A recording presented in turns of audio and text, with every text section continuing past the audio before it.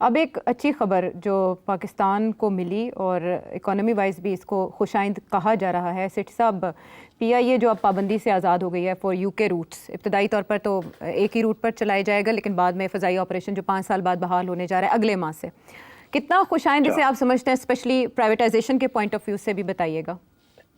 Privatisation के point of view से तो खैर थोड़ा बहुत डेफिनेटली फर्क पड़ेगा, बिकॉज पहले ये रूट बंद था। It is one of the most profitable routes और इसके साथ यूरोपियन रूट्स भी हैं। सो डेफिनेटली पीआई की प्राइवेटाइजेशन के जो असासे हैं, जिसकी वैल्यू की जा रही थी, including ex licences to fly to these countries, वो तो अब रिन्यू हो गए हैं, तो that will make a difference. Privatisation की प्राइस बढ़ जाएगी एंड गुड। मगर आई थिंक इम्पॉर्टेंट बात यह है कि इट्स नॉट जस्ट पीआईए, बाकी भी जो एयरलाइंस हैं उनको भी इजाजत नहीं थी, उनको भी सबको इजाजत मिल गई है जी। और ये सारी के सारा जो खाता है ना, ये इमरान खान के जमाने में ही गड़बड़ हुई थी। उनके जो एविएशन के मिनिस्टर थे, सरवर साहब थे, गुलाम सरवर जी, गुलाम सरवर साहब निहायत बेवकूफ इंसान, कोई मॉनिटर नहीं कर रहा था। वो अपनी तरफ से बड़ी ड्रामे कर रहे थे कि जी पीआईए का ये हाल है, फलाना है, निगड़ा है, मैं उसको ठीक कर रहा हूँ। आपने पीआईए को क्या ठीक करना था? तो पीआईए को वाड़ देता। मुझे याद आता है कि ये सरवर साहब ने ये बयान जब दिया था तो मैं सोचो में पड़ गया। मैं कह लो जी, पहले इफ्तिखार चौधरी हमें स्टील मिल के ऊपर और रेको डिक के ऊपर मार गया, बेवकूफ, और अब ये एक सर्वर आ गया, इसने हमारी सारा एयरलाइन सेक्टर जो है इसको तबाह करने की कोशिश करे। तो अब इससे बात बता क्या करे? अब क्या इनके खिलाफ कोई कार्रवाई होगी? क्या कार्रवाई होगी?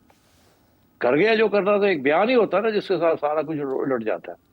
तो अब वो, अब शुक्र करें आप, ये पता नहीं कितने साल के बाद, 3-4 साल के बाद जाके ये सहूलत मिली है, जो लकी। मगर अब बात ये है कि जी PIA also has to get its act together ना। पीआईए का सेफ्टी रिकॉर्ड तो ठीक है पीआईए का, it's not so bad. It used to be one of the most safe and secure airlines of the world. मगर दिन ब दिन हालात बदलते रहे। मगर मैं एक बात और कहूंगा, मैं जरूर कहूंगा कि ये जो है ना फलसफा कि सिविलियंस जो हैं वो पीआईए को सही नहीं चला सके और एयर मार्शल्स और फौजी जो है they can do a better job, that is, ये प्रूफ नहीं हुआ। ये इट्स द सेम, क्योंकि मसला जो है इज नॉट सिविलियन वर्सेस फौजी, मसले जो है वो स्ट्रक्चरल मसले हैं पीआईए के जी। और उसके लिए सबसे बड़ा मसला तो यही है ना कि जहाँ 5,000 लोग होने चाहिए वहां 15,000 है। तो आप तो अपना सैलरी बिल ही पूरा नहीं कर पा रहे एंड सो ऑन, और इसीलिए आपकी फ्लीट जो है दिन ब दिन कम होती जा रही है, पुराने जहाज होते जा रहे हैं, सीटें आपकी ठीक नहीं है। आप चाहे तो आप अपनी ठीक कर सकते हैं, बट आई थिंक ये, मगर अब it's best to get out of it, because इसको आप ठीक नहीं कर सकते। मुझे याद है गिलानी साहब का वक्त था कि एक प्रपोजल आई थी कि पीआईए और टर्किश एयरलाइंस के साथ कोई राब्ता हो जाए कि पीआईए के जो ईस्टर्न रूट्स हैं पीआईए उस पर चलाए और जो वेस्टर्न रूट्स हैं वो टर्किश एयरलाइंस के साथ पार्टनरशिप हो जाए। अच्छा। एंड दैट वाज, मैंने वो स्टडी किया था, वो पूरी proposal, it was a very good proposal. उसके साथ प्रॉफिटेबिलिटी भी वापस आ जाती, मगर नहीं, वो भी नहीं होने दिया। इतने वेस्टेड इंटरेस्ट हैं कि वो होने नहीं देते। ठीक है, लेकिन ये आईएमएफ और ये प्राइवेटाइजेशन इतनी आसान नहीं होगी, ये प्राइवेटाइजेशन इतनी आसान नहीं होगी। देखो ना, 10,000 बंदा निकालना पड़ेगा ना। वो सारे नून लीग और पीपल पार्टी ने भरे हुए हैं, वो पहले एमक्यूएम ने भरे हुए थे, फिर उसके बाद पीपल पार्टी ने भरे हुए हैं। तो क्या, कहाँ जाएंगे? आप गोल्डन हैंडशेक जब करने जाते हैं तो पता क्या होता है, कॉम्पिटेंट लोग जो हैं वो गोल्डन हैंडशेक लेके बाहर हो जाते हैं, उनको पता है कहीं और नौकरी मिल जाएगी जी। और जो इनकॉम्पिटेंट लोग होते हैं वो रह जाते हैं बीच के अंदर, और फिर भर्तियां शुरू हो जाती है, गवर्नमेंट आती है, फिर से सारा सिलसिला शुरू हो जाता है। तो ये, this is the old problem. बहुत दफा आईएमएफ ने, वर्ल्ड बैंक ने लोन्स दिए हैं आपको up to $1 billion, $750 million, $500 million, कि आप ब्यूरोक्रेसी को प्रून करें, गोल्डन हैंडशेक करके फजूल कम करें ब्यूरोक्रेसी।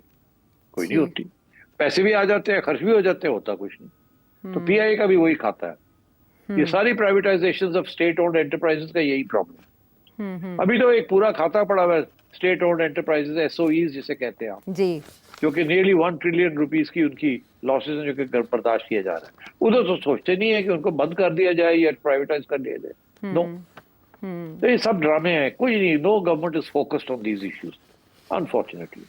ठीक है, लेकिन प्राइवेटाइजेशन ही इसका हल है, उसके लिए भी पुरकशिश पेशकश करनी पड़ेगी इस हुकूमत को। प्राइवेटाइजेशन सिर्फ हल नहीं है आयशा, हल थोड़े से कॉम्प्लिकेटेड है कि प्राइवेटाइजेशन के साथ भी बड़े प्रॉब्लम्स हो जाते हैं।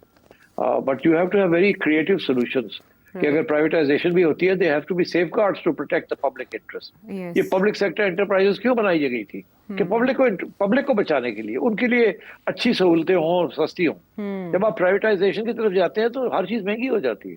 तो प्राइवेटाइजेशन तो लॉस नहीं ले सकती ना। और सवाल ये है कि क्या प्राइवेटाइजेशन ज्यादा एफिशिएंट होती है या नहीं।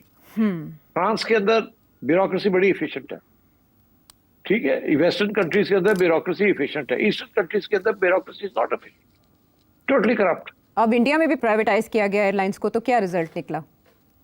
हाँ, वहाँ किया उन्होंने, वहाँ बहुत बड़े बड़े सरमायादार हैं और और उनके साथ जो टर्म्स एंड कंडीशंस लगाई गई हैं दे वर मच बेटर देन जो आपको यहाँ होगा। यहाँ तो वो खुली छुट्टी हो जाएगी, देखिएगा क्या होता है। देने का शुक्रिया। और अब नायब वज़ीर आज़म इसहाक डार साहब की बात करेंगे। वैसे तो वो काबुल के एक दौरे पर हैं, वहाँ एक अहम मुआहदे पर सैफरी की रेलवे ट्रैक वाले मुआहदे पर उन्होंने दस्तखत किए हैं और मुबारकबाद दी है उज़्बेकिस्तान और अफ़गानिस्तान की हुकूमतों को भी। लेकिन उनकी जानिब से ऐसे बयानात तवातर से आते रहे हैं सेठी साहब जो ख़ासे अहमियत के हामिल हैं। जैसे उन्होंने अमेरिका के हवाले से कहा कि अगर हमारे अच्छे टर्म्स हैं अमेरिका के साथ तो इसका ये मतलब नहीं है कि अमेरिका की हर बात मान ली जाए। ये थोड़ा कुछ अर्सा पहले की बात है। लेकिन अभी SCO कॉन्फ्रेंस के मौके पर चीन में होते हुए उन्होंने ये मजम्मत की है ईरान के ऊपर, इसराइली हमलों के साथ साथ अमरीकी हमले की भी मजम्मत की है और कहा है कि ये SCO कंट्रीज़ के लिए काबिल कबूल नहीं है अटैक्स। इससे क्या जाहिर होता है?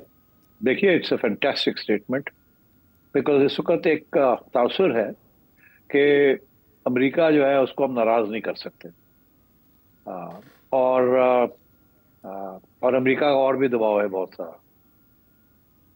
तो इस सूरत हाल में डार साहब का ये कहना कि इजराइल को कंडेम करना तो प्रॉब्लम नहीं है, मगर अमेरिकन अटैक ऑन ईरान को कंडेम किया, फैंटास्टिक। आई थिंक दाद देनी चाहिए। This is the sort of independent political stance which is important Pakistan के लिए। मगर अब देखना ये है कि इसका रिएक्शन क्या आता है और उसको कैसे डील करेंगे। बिकॉज देखिए, ये बात आगे बढ़ेगी। पाकिस्तान बड़ी मुश्किल एक जगह पे खड़ा है, एक तरफ अमेरिका, एक तरफ चाइना। पाकिस्तान दिन ब दिन चाइनीज लेड ग्रुप्स के अंदर दाखिल हो रहा है। SCO हो गया, ब्रिक्स हो गया, अब सार्क की जगह पे ये लोग सोच रहे हैं कि कुछ और बनाया जाए इंडिया के बगैर, led by China and Pakistan. तो दूसरी तरफ ये है कि सारी तजारत जो है, लेन देन जो है वो सारी अमेरिका के साथ है और यूरोप के साथ। तो अब ये प्रॉब्लम बना हुआ है, तो वो किसी वक्त भी आपके ऊपर आसमान गिर सकता है फ्रॉम द अदर साइड। इस सूरत हाल में बैलेंसिंग एक्ट करना is going to be very important, how they deal with this situation.